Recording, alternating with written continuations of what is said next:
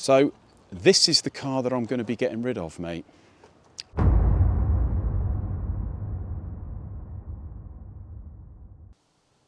Sad day today, stroke happy day. So the last video we did mention about the Subaru and the Clio. Did we actually mention what we should do or what we were going to do? I think you said which one should you get rid of and to let you know in the comments. Me being me, on the Friday after that, weren't going to get rid of either. Until early hours of Saturday morning, when I had a sudden mind change and thought, do you know what?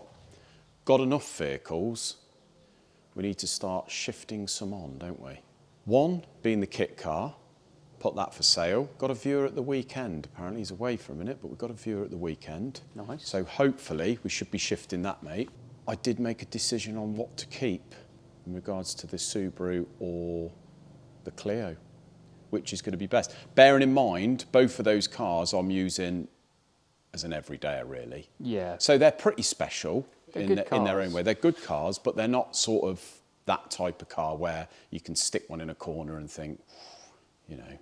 Yeah, they're just a car you jump in and drive at the minute, around in. Yeah. They're an everydayer, aren't they? And it ain't like they're a couple of grand, they're a few grand, really. Getting on towards 10, really. Yeah, and all I need is one car. And what I'm using it for is driving to work and back and driving to the other unit and back, really, dragging the kids around.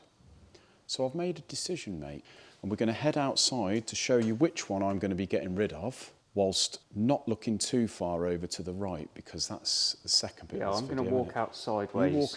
You walk out first. I'm going to reverse out. You reverse. So this is the car that I'm going to be getting rid of, mate. We bid you farewell. Subaru's going. Sad times. You've got a little smile on your face there, but you're not looking too over Thing is, it. mate, I totally understand. You and after having a understand. go in that Clio, I also properly understand like choosing to keep that over that. Do you know what, mate? They're both great. It's a really difficult decision, and if I didn't have so much going on and didn't want to sort of edge away more from the stress of just owning this stuff, and a lot of it becomes a chore. That's a fantastic car, and I will maintain that that car is probably one of the best overall cars that I've ever had. They are good. And that is, you know, we've done a load of work to it. We did, you know, sorted the brakes out, new Michelin Sport Cup 2 tyres, new Nice wheels. It's got the BC coilovers, brand new.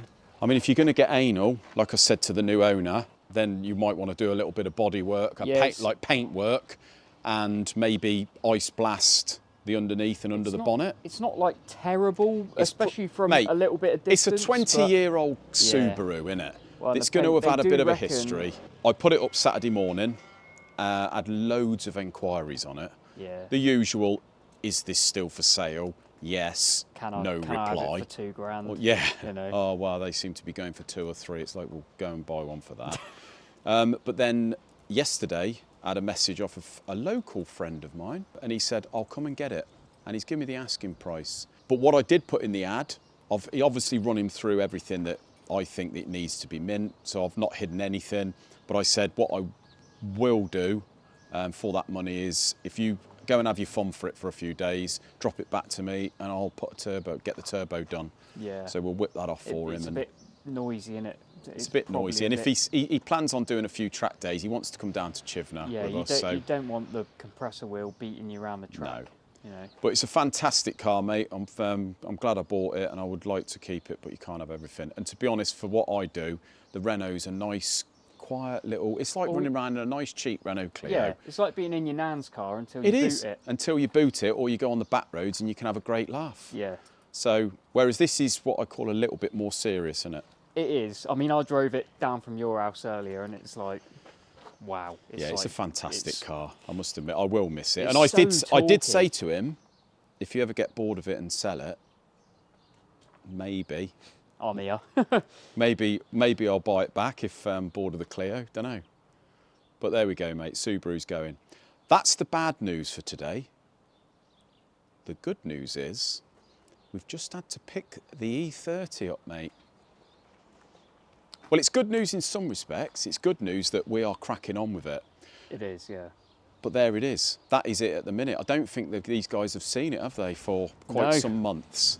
It's all happening, guys. I know you thought it would never happen, and so did we, to be honest. But we've picked it up to take it down to Tom's. As you can see, I've borrowed Tom's vehicle. I've left him my Clio, so I need to get back quickly before he has to drive the Clio. But yeah, basically we've had to put this on the trailer, take it down to Tom, and this week he's going to be getting all the little bits and bobs done before it goes to prep and paint.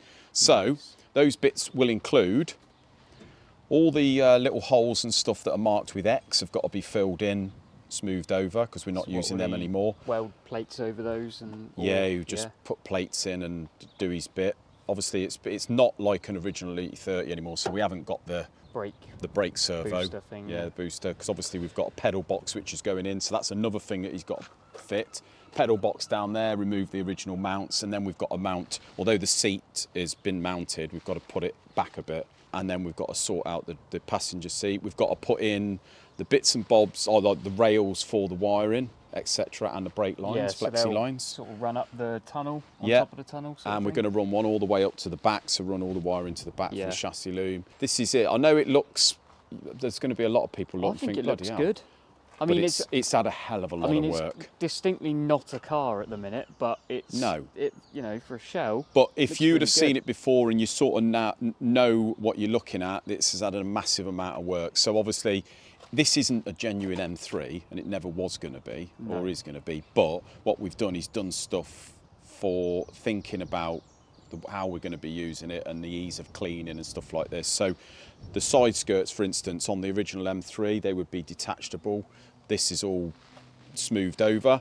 All smoothed over Totally. inside, so no crap can get in there whatsoever. Yeah, It's all sealed. fully sealed up, no gaps. No, we're not going to be running arch liners, so all this is going to be painted white.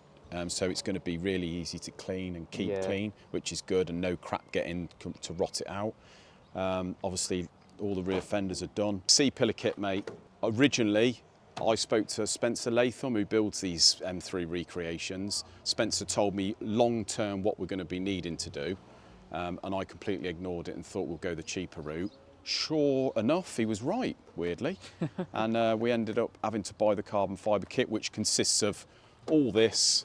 So this C-pillar kit obviously brings Yeah, the so you brake can see. angle back. So this is where the original windscreen Yeah. would be in an E30. All this is carbon fibre, all this guttering. It makes the boot smaller. Like huge amounts of work. It is, yeah. And to get it fitted all right, just masses and masses of work, really. Hours goes into a chassis like this. Yeah. Just had to move the car before some lovely lady reversed into it. That'd be more work, wouldn't it? 2 or 3 days of Tom doing little tinkery bits, mate, and then it's back to Ryan, and he's going to be cracking on from Monday of next week. Nice. So Tom, just a quick turnaround down to Tom. Very quick turnaround. Haven't even got to get it off the trailer, which No. is fortunate because we had to lift it on, 5 of I us. think I nearly died. And it certainly don't weigh what Ryan predicted it weighs. No. It's a hell of a lot more than that. 5 bad backs, isn't it? Yeah. But there we go, guys. There's the E30. So he's doing everything. He's doing all the. He's gonna, so as soon as he gets it back, mate, it'll be going on the spit. Yeah. Got to redo inside, Just get because that this was obviously primer, but where it's been sitting. surface rust So go and through stuff. that again. Obviously put it on its side, do all underneath. So the whole thing will be nice and gleaming white. Yep. Fantastic. Very excited. And not too far off the predicted time So of the end of that's- May. Oh yeah, it's not too Could far be off. sort of middle of June-ish, more than likely. I reckon he reckons 3 or 4 weeks of solid work on this. Nice. All right, isn't it? Yeah. So There we go. it's going to be white then. It's going to be white, mate. Gonna be white, Sure, not I've told orange. them that. We were going to do it Oh, orange, it's- but once you've got an orange car, You're as stuck much with as it'll be great, and it's an orange car, isn't it? Like we There's said, a you lot can- you can do with white, Yeah, a you white can do any- base. I mean, if you really wanted to, you could wrap it orange afterwards. Of course you if could, it was yeah. that But with the white desperate. car, you've got a great base. We've got some lovely livery ideas, Yeah. and it's going to look fantastic, isn't it? Yeah. And sure, we're going to get our orange on it anyway. So Yeah. there we go, mate. Excited, and it's all happening now. It is. Buzzing. Sad for the Subaru to go. Excited to be replaced by the E30. And let's be honest, once this one's back, mate, I ain't going to care about any of them. Well, I am think this thing has been the reason you've had so many other projects. It You've is been waiting really, for isn't it? this to be back, Yeah. and in the meantime, you need something else to tinker with. Well, and exactly. enjoy. And not only that, but we need to free up some funds because potentially we Well, might if you've have got to throw a yeah. bit more into this, it's like that meme that 10k you spend on your project car will be the best 20k you ever spend. Isn't it just? That is, yeah, that's the saying, mate. Yeah. And hopefully that we cap it at that. Yeah. Ridiculous. Thing owes me about 45 already. So there we go, guys. Let me know down in the comments what you think. And the next time you see it will more than likely be all done. Apart from being completely built up and not being all done. Cheers, guys.